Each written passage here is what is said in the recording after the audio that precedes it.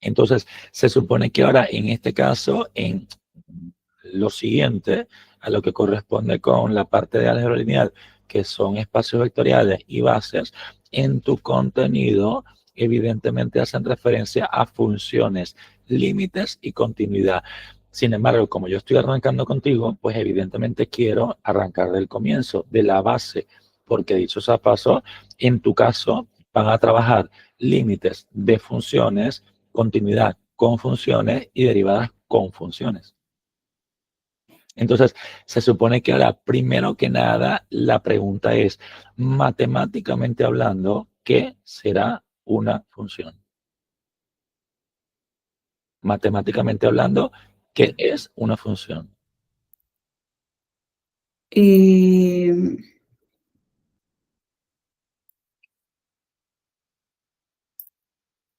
por lo que tengo entendido, es un vector,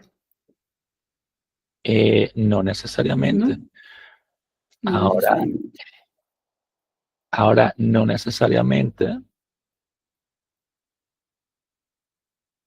O sea, una función es un vector, claro está, en función a lo que nosotros acabamos de hablar ahorita. O sea, ya algebraicamente, o sea, si hablamos de álgebra lineal, una función es un vector. Está perfecto lo que tú me dijiste.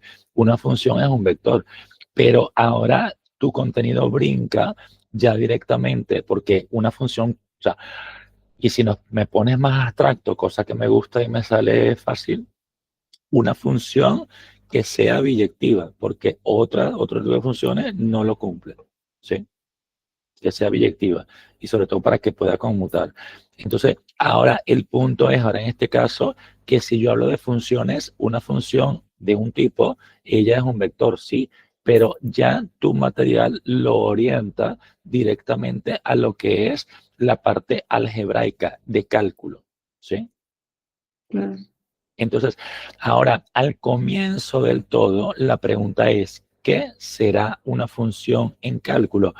Porque, dicho sea de paso, supongo que ustedes tienen allí funciones y evidentemente tipos de funciones, que sería lo siguiente a esto. Sí, sí, sí. Perfecto. Entonces, yo quiero dar la base y después lo otro. Entonces, ahora, cuando yo hablo de una función, yo estoy hablando, y si quieres lo apuntas, cuando yo hablo de una función, yo estoy hablando de una relación de correspondencia que se establece entre dos conjuntos, de forma tal de que a cada elemento del conjunto de partida se le asigna un elemento en el conjunto de llegada. Es decir, si yo hablo de una función, vuelvo y repito, una función es una relación biunívoca, dicho sea de paso, biunívoca de elementos de forma tal de que a cada elemento del conjunto de partida se le asigna un elemento en el conjunto de llegada. Esto es que si yo defino a un conjunto A como un conjunto A y un conjunto B como diagramas de Venn, porque estos se llaman diagramas de Venn. Ahora, si yo defino a dos conjuntos como esos que están allí a través de diagramas de Venn, entonces se supone que ahora todos los elementos que estén en el conjunto de partida tienen que tener relación con un elemento en el conjunto de llegada. Ok. Entonces, eso es lo que me dice la definición de función. Ahora, pero entonces se supone que ahora no toda relación es una función. O sea, si esa relación cumple esa condición fundamental, entonces pasa a llamarse una función. ¿Sí? Ok.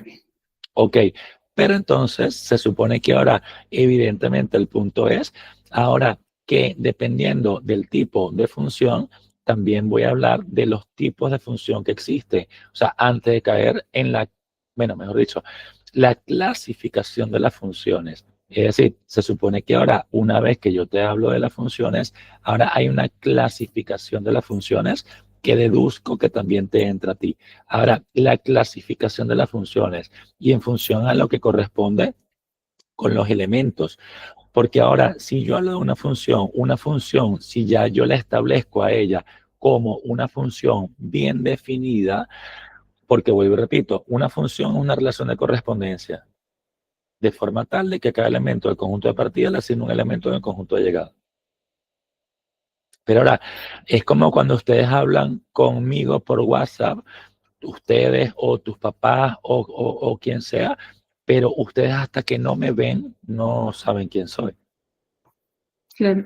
Entonces, ahora, ustedes de momento, entonces en este caso, ustedes saben que la función es una relación de correspondencia entre dos conjuntos de esa forma que está allí, pero a través del diagrama de Venn. Pero a su vez, yo necesito saber entonces, ahora en este caso, cómo hace la función. Porque yo, por ejemplo, te puedo definir una función de esa manera y una función un poco más particular, o sea, de la siguiente forma, te defino dos diagramas de Venn, porque dicho sea paso, si defino la función de esa manera, se supone que la función tiene que tener un sentido. O sea, ella arranca en un conjunto y va a un conjunto.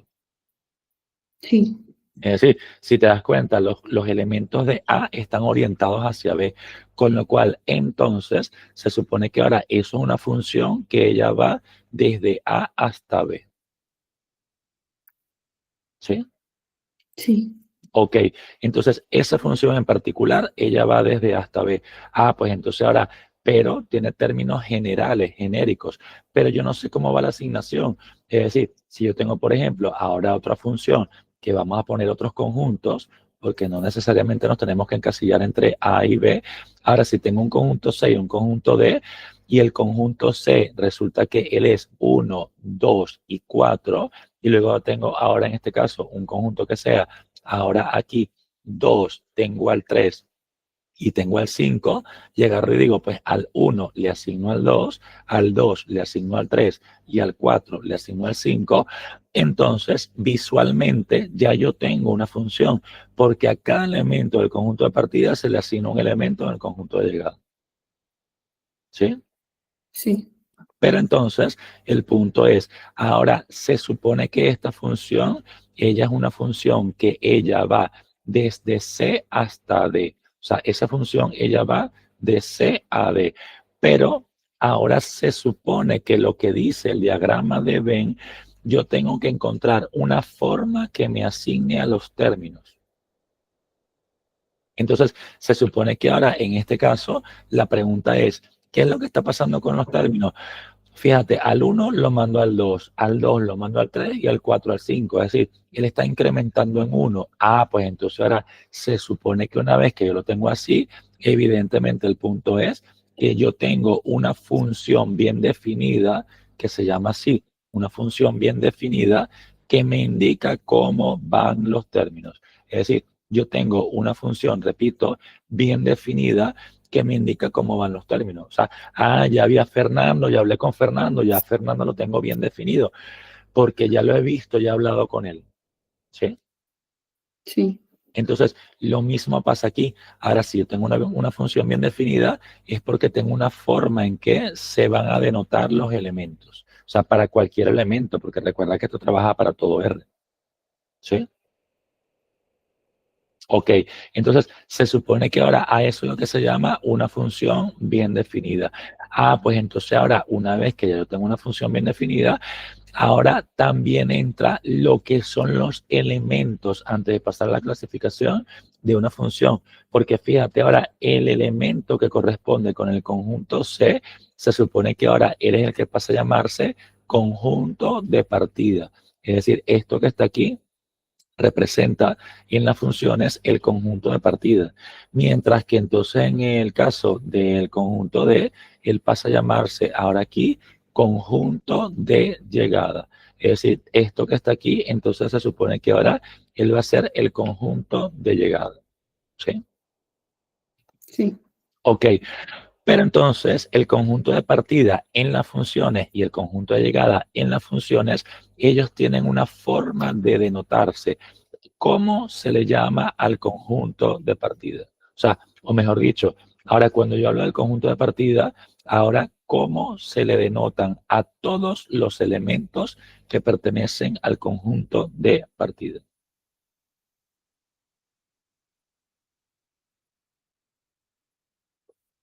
Ah, No, es que so sí, lo slow. que pasa es que yo lo tenía entendido como si fueran conjuntos. Sí, pero a los elementos de allí, ¿cómo se les llama? O sea, el 1, 2 y 4, ¿qué representa?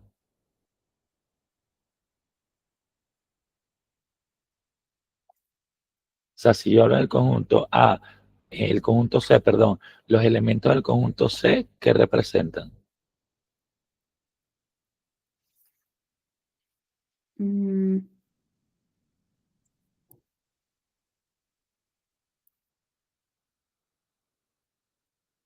Sí, A ver, no sé si, es que no sé si tiene algo que ver con lo de los números reales, porque él daba el ejemplo de cuando eran números reales. claro. Evidentemente, estamos hablando porque en tu cálculo, ustedes van a trabajar, dicho sea de paso, con funciones que no lo hablen de todas maneras de momento porque no entra, pero se supone que estamos trabajando con funciones reales de variables reales. O sea, funciones reales de variables reales. Entradas reales, salidas reales. ¿Sí? Entonces, pero muy aparte de eso, a los elementos del conjunto C se les llama de una manera. Si tú estás viendo clases en la sala o en tu habitación, En mi cuarto, en tu habitación. Ahora, todo lo que está en tu habitación está bajo tú bajo mi conjunto. y bajo tú qué. Tú no, porque ya tú eres adulta, pero sobre todo las chicas y los chicos cuando están más pequeños y el padre o la madre viene a la habitación y les saca algo de allí o les agarra algo, ¿qué es lo que contestan? No, no me toques eso, que eso es mío, ¿sí o no? Sí. Pues está bajo tu dominio. O sea, se supone Mm, que cuando están las cosas en tu habitación están bajo tu dominio. O sea, son tus cosas. Entonces, ahora, evidentemente, el punto es, al conjunto de partida se le llama dominio de la función. O sea, ahora a todos los elementos del conjunto de partida se le llama dominio, dominio de la función. Está bajo tu dominio. ¿Sí? O sí. sea, si algo lo compraste tú o lo compró tu madre, lo compró tu padre, pues al final ya es tuyo, entonces está bajo tu dominio. Entonces, ahora, ¿quién es el dominio de la función? El dominio de la función siempre se denota con una llave y son todos los elementos que pertenecen al conjunto de partida. Ok. Ahora, y luego cuando hablo entonces ahora del conjunto de partida y sus elementos, ellos me denotan al dominio de la función. Y por otro lado, entonces, ahora tengo el conjunto de llegada. Es decir, ahora en este caso tengo conjunto de partida y tengo conjunto de llegada, pero evidentemente entonces se supone que ahora si yo hablo con ese conjunto de llegada, también tiene una forma de denotarse en las funciones. ¿Sí? Ahora, a todos los elementos del conjunto de partida se les llama dominio de la función. Y ahora, por otro lado, entonces, cuando yo hablo del conjunto de llegada, ahora ese conjunto de llegada es lo que conforma el recorrido o rango de la función. Ahora, el recorrido o rango de la función. Es decir, ahora en este caso, evidentemente el punto es, yo tengo al 2, tengo al 3 y tengo al 5. ¿Sí? Sí. Ok, entonces, repito, ahora una función es una relación de correspondencia entre dos elementos de forma tal de que a cada elemento del conjunto de partida le asigno un elemento en el conjunto de llegada. Pero, ¿qué pasa? La función es una relación entre dos conjuntos. Pero si yo a esa relación encuentro una forma de denotarla de manera algebraica, entonces pasa a llamarse una función bien definida. ¿Sí? Sí. Ahora, ya una vez que tengo una función bien definida, pues ahora dentro de esa función bien definida, pues yo tengo dos cosas, el conjunto de partida, que es de donde parte esa función, y el conjunto de llegada, que es el conjunto hacia el cual llega esa función. Ahora, una vez que ya tengo esos dos conjuntos, pues entonces evidentemente ahora yo lo que yo voy a hacer es lo siguiente, a todos los elementos que pertenezcan al conjunto de partida se les pasa a llamar dominio de la función. Y por otro lado, a todos los elementos que pertenezcan al conjunto de llegada pasa a llamársele recorrido de la función. Ok. Ok, entonces ahora, pero entonces se supone que ahora, muy aparte de esto, antes de abordar lo otro, ahora la pregunta es, bueno, se supone que ahora si yo hablo de esa función del dominio y el recorrido, entonces yo voy a hablar ahora en este caso de cómo yo hago para calcular, antes de pasar a la clasificación, cómo yo hago para calcular en este caso el dominio de una función. O sea, imagínate que ahora yo, por ejemplo, tengo en este caso un tipo de función que es la función afín, y ya lo explicaré en otra sesión. Ahora tengo una función afín, ¿sí? Sí. Ahora, por ejemplo, y voy a ponerla más bonita, ahora 4x más 4. Tengo una función afín. ¿Por qué es una función afín? Porque entonces se supone que ahora esa función que está allí, ella tiene una forma que es mx más n. Es decir, ella tiene la forma de una función afín. ¿Cómo es la función afín? Bueno, se supone que ahora esa función afín, ella es una función que es de la forma mx más n, en donde la m corresponde con la pendiente. Ahora en este caso esa m corresponde con la pendiente y luego la n corresponde con el punto de corte y el punto de corte con i, ¿sí?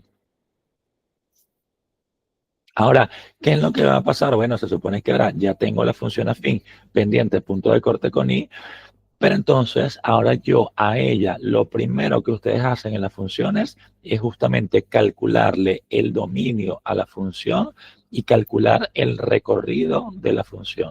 O sea, calcular el dominio de la función y calcular el recorrido de la función.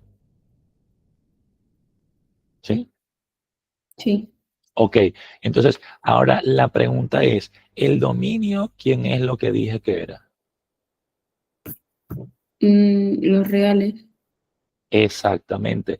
En este caso los reales, porque fíjate que ahora yo estoy trabajando con una función que no tiene restricción. O sea, esa función que está allí, ella no tiene restricción. Yo puedo meter cualquier número en la X y voy a tener un valor en la Y.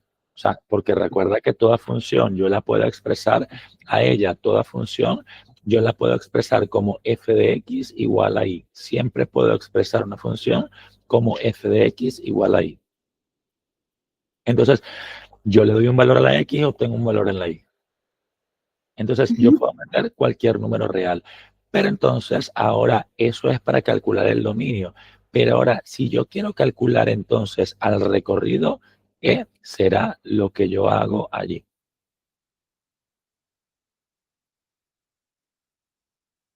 Mm,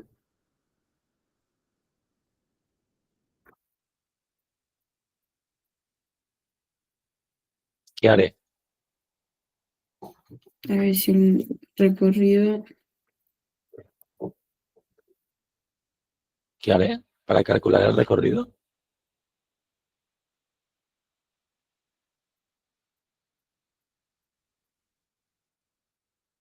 No sé. Ok.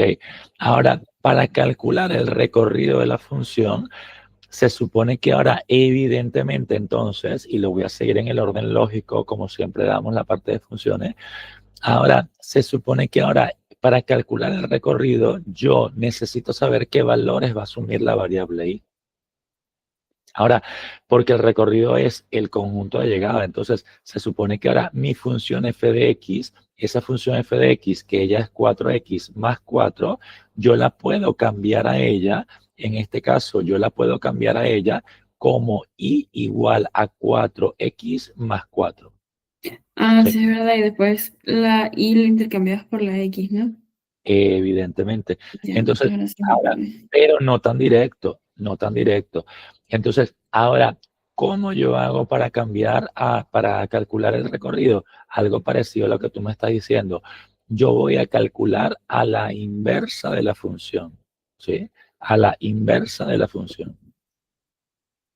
Entonces, ¿pero por qué la inversa de la función? Bueno, porque se supone que evidentemente el punto es, si yo estoy calculando algo trivial básico y algo trivial básico y fácil de ver, o sea, se supone que ahora evidentemente el punto es, si yo tengo una función como esta que está aquí y la función ella va desde A hasta B, se supone que ahora si mi función ella va desde A hasta B, evidentemente entonces se supone que ahora el dominio es fácil de ver porque son todos los que yo puedo meter en la X.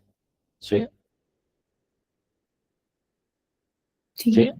Ok. sí, sí. Pero luego entonces la pregunta es, ¿quién obtengo en la Y?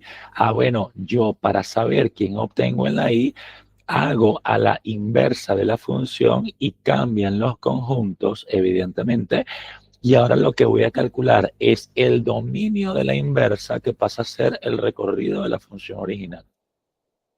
Ok. Entonces, se supone que ahora justamente yo voy a calcular la inversa. Es decir, ahora, ¿cómo yo hago para calcular la inversa? Ah, bueno, entonces, se supone que ahora si yo voy a calcular la inversa de esa función, ahora lo que yo voy a hacer es lo siguiente. Ahora, yo tomo a la función que está allí y voy a hacer los pasos a través de la función y luego voy a explicarte los pasos como una receta. Es decir, ahora, por ejemplo, ahora yo tomo esta función que está aquí, que es f de x, en este caso esa función, que ella es f de x igual a 4x más 4, y primero que nada yo voy a poner que esa función va a ser y igual a 4x más 4. O sea, yo quito la palabra f de x y voy a poner y igual a 4x más 4. ¿Sí? Sí. Ahora, luego, después de que lo pongo así, entonces, como segundo, yo voy a agarrar y voy a decir, ah, pues entonces, de aquí despejo a la variable x. Es decir, esto va a ser entonces y menos 4 igual a 4x, y evidentemente entonces se supone que era esa x, él va a ser y menos 4 partido por 4. Y ya tengo la x expresada así. ¿Sí? Sí. Ok, una vez que ya yo lo tengo expresado así, entonces, como tercer paso, yo intercambio las variables. Es decir, ahora agarro y digo, ah, pues la y pasa a llamarse x y viceversa. Es decir, ahora tengo que en este caso, esa y va a ser x menos 4 partido por 4. Y luego, una vez que ya lo tengo así, entonces, como cuarto paso, yo agarro y digo, ah, pues la y voy a decir que es f a la menos 1 de x. Con lo cual, ahora f a la menos 1 de x, se supone que él es x menos 4 partido por 4. ¿Sí? Sí. Ahora, con lo cual, entonces se supone que ahora esta función que está aquí, yo quiero entonces ahora calcularle su dominio, que fue lo que dije. Ahora, el dominio de la función inversa, se supone que ella es una función racional, pero sin ningún tipo de restricción. Porque si te das cuenta, tengo una función racional que ya veremos en otras sesiones. Ahora es una función racional, pero no tiene ningún tipo de restricción, porque si te das cuenta, tengo un denominador, pero es un número fijo. Ahora, como él es un número fijo, pues no hay restricción. Es decir, el dominio de la inversa son todos los reales.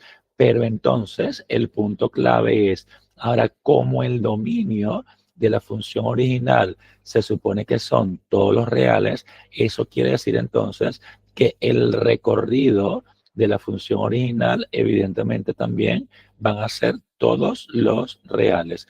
Porque como tú le estás cambiando el sentido, la inversa, entonces el dominio de la inversa es el recorrido del original y viceversa. ¿Sí?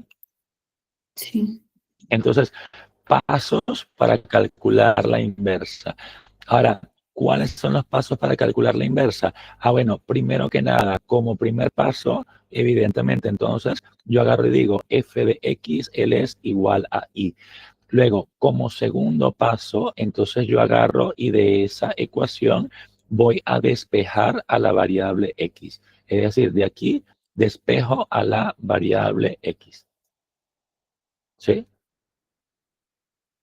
Luego, como tercer paso, entonces ahora en el tercer paso, yo voy a agarrar y voy a decir, ah, bueno, esa variable x yo la llamo y viceversa. Es decir, intercambio las variables. En este caso, simplemente intercambio las variables. Es decir, ahora lo que era x es y lo que es y es x. Es decir, las variables se intercambian. Y luego, como último paso, entonces se supone que ahora en este caso, ahora evidentemente el punto es, ahora esa intercambio de variable, la que ya había quedado despejada ahí, yo voy a decir que es f a la menos 1 de x. ¿Sí? Sí. Ok, entonces ahora esa es la forma de calcular la inversa, que evidentemente cuando hago el cálculo de la inversa, se supone que evidentemente la inversa de la función original es o sea, el dominio de la función inversa es el recorrido de la función original. ¿Sí? Sí. Ok, entonces ahora después de esto, si voy a la clasificación prioritaria, porque esta clasificación la utilizan ustedes y sobre todo si lo mezclan con álgebra. Ahora, las funciones, ellas tienen una clasificación según el tipo de función que se presenta. O sea, y cuando hablo del tipo de función que se presenta, estoy hablando de la forma que tiene la función.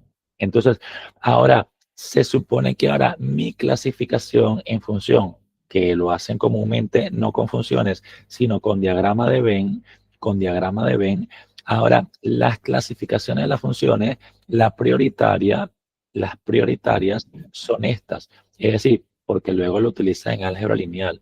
Ahora, y lo explican con diagrama de Venn. Ahora, entonces, se supone que ahora, si yo tengo una función del siguiente tipo, en donde tengo 1, 2 y 3, y luego tengo 4, tengo 5 y tengo 6, y agarro y digo, pues ahora esto que está aquí está relacionado con esto está relacionado con esto, y esto está relacionado con esto, esa función, todos los elementos del conjunto de partida tienen relación con un elemento en el conjunto de llegada, pero aparte es único. ¿Sí? Sí. Entonces, cuando el conjunto de partida tiene relación con los elementos del conjunto de llegada y aparte es único, entonces pasa a llamarse la función que tú estás presentando allí una función inyectiva. ¿Sí? Ahora, una función inyectiva, es decir, cuando cada elemento del conjunto de partida tiene un elemento en el conjunto de llegada, único. ¿Sí? Ok, luego, ahora, evidentemente, luego de tener la función inyectiva, ahora tendré otro tipo de función, que en este caso es la función sobreyectiva. Es decir, ahora yo puedo igualmente clasificar a través de diagramas de Venn. Ahora pongo un diagrama que sea el conjunto A, un diagrama que sea el conjunto B, y evidentemente todas estas funciones, dicho sea paso, esas funciones que voy a colocar, todas ellas van desde A hasta B. Ahora, luego, una vez que tengo las funciones desde A hasta B, se supone, evidentemente, que voy a colocar los elementos. Es decir, aquí, por ejemplo, coloco el 1, 2, 3, y aquí coloco el 4, el 5 y el 6, y voy a mezclarlos de otra manera. Al 3 lo mando al 4, al 2 lo mando al 5 y al 1 lo mando al 6. Ahora, pero entonces se supone que ahora esa función que está allí, ahora yo no me voy a concentrar en los elementos del conjunto de partida, sino por el contrario en los elementos del conjunto de llegada. Ahora, si todos los elementos del conjunto de llegada, ellos están previamente relacionados, entonces pasa a llamarse una función sobreyectiva. Es decir, ahora ellos pasan a llamarse una función sobreyectiva. ¿Sí? Ok. Tú dirás, bueno, Fernando, pero no entiendo porque entonces la primera y la segunda también. La primera sí que evidentemente tienen una sola forma de definirse, pero ahora, ¿qué puede pasar con la sobreyectividad? La sobreyectividad se puede caer porque ahora yo te puedo colocar a ti, por ejemplo, dos conjuntos de esta manera y te digo, establecemos una función que voy a ponerlos más separados. Entonces, ahora te coloco dos conjuntos de la siguiente manera y entonces te agarro y te digo, pues ahora esos dos conjuntos que están allí, yo voy a definir una función, ahora en este caso, que ella vaya desde A hasta B de la misma manera, pero aquí voy a colocar entonces el 1, el 2 y el 3, y aquí voy a colocar el 4, el 5, el 6 y el 7. Entonces, ahora al 1 lo mando al 4, al 2 lo mando al 5, al 3 lo mando al 6 y el 7 forever alone. O sea, él quedó solo. Ahora, como él quedó solo, entonces evidentemente ella no va a ser sobreyectiva. ¿Por qué? Porque en pocas palabras, para que sea sobreyectiva, el conjunto de llegada debe corresponderse con el rango de la función. O sea, es decir, el rango de la función son todos los elementos del conjunto de llegada, pero hay una manera de sacarlo. Pero si visualmente el conjunto de llegada corresponde con el recorrido o rango de la función, entonces ella es sobreyectiva. Ahora, ¿cuál es el conjunto de llegada? 4, 5, 6 y 7. ¿Cuál es el rango de la función? 4, 5 y 6. Ok. Entonces, ahora como el conjunto de llegada no se corresponde con el rango de la función, entonces ella no es sobreyectiva. Ahora, ¿qué pasa si lo hacemos en la inyectiva? Bueno, que si lo hacemos en la inyectiva, ahí sí es verdad que nos tumbamos la propia definición de función, porque ahora yo evidentemente en este caso simplemente coloco esos conjuntos que están allí y si yo agarro y hago algo similar en el caso del recorrido, o sea, en el caso de las funciones inyectivas, si yo hago algo similar y, por ejemplo, agarro y digo, este es el conjunto A, este es el conjunto B, y agarro y digo, pues aquí coloco el 1, 2, 3 y 4, y aquí coloco el 3, el 4 y el 5, y hago esto 1 con 3, 2 con 4 y 3 con 5, y dejo a 1 solo aquí, pues ya se cae que sea función. Porque recuerda que para que una relación sea función, todos los elementos del conjunto de partida deben estar relacionados. Ok. Y con la definición de inyectiva, la relación debe ser única. ¿Sí? Ok. Entonces, ya al dejar uno por fuera, ya se cae que sea función. Entonces, normalmente toda función es inyectiva, porque toda función relaciona el conjunto de partida con un elemento único en el conjunto de llegada. ¿Sí? Sí. Ok, entonces luego, y evidentemente entonces no podemos dejar por fuera a la más importante. Es decir, se supone que ahora, evidentemente ahora en este caso, hay otra clasificación. Si agarro y digo, pues ahora tengo un conjunto A y tengo un conjunto B, y en el conjunto A yo tengo el 1, 2, el 3 y el 4, y en el conjunto B, por ejemplo, la función identidad, ahora tengo el 1, tengo el 2, tengo el 3 y tengo el 4, y relaciono el 1 con el 1, el 2 con el 2, el 3 con el 3 y el 4 con el 4. Se supone que ahora todos los elementos del conjunto de partida están previamente relacionados y tienen relación con un único elemento. Y por otro lado, a los elementos del conjunto de llegada, ellos se corresponden con el rango de la función. ¿Cuál es el rango? Los que están previamente relacionados. Ok. Entonces, como el conjunto de llegada corresponde con el rango, pues entonces se supone que ahora esa función, vamos a decir que esta función que está aquí es una función f de a en b, entonces se supone que ahora esa función f, ella va a ser número 1, ella va a ser inyectiva. Es decir, esa función que está allí, ella va a ser inyectiva. Y luego, número 2, la función f, aparte de todo, como todo el conjunto de llegada está previamente relacionado, se supone que ahora ella va a ser también sobreyectiva. Ahora ella va a ser inyectiva y sobreyectiva. Y como es inyectiva y sobreyectiva, ¿qué será? Eh,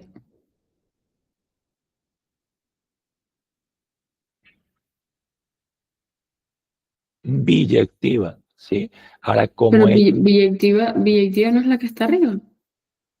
no inyectiva, inyectiva y sobreyectiva. De momento, la primera inyectiva, cuando todos los elementos del conjunto de partida están relacionados, sobreyectiva, cuando el recorrido de la función corresponde con el rango de la función, mejor dicho, cuando el conjunto de llegada corresponde con el rango de la función sin que quede nadie por fuera, y biyectiva si ella es inyectiva y sobreyectiva a la vez. Ok. Porque se cumple inyectiva, se cumple sobreyectiva, entonces ella es biyectiva.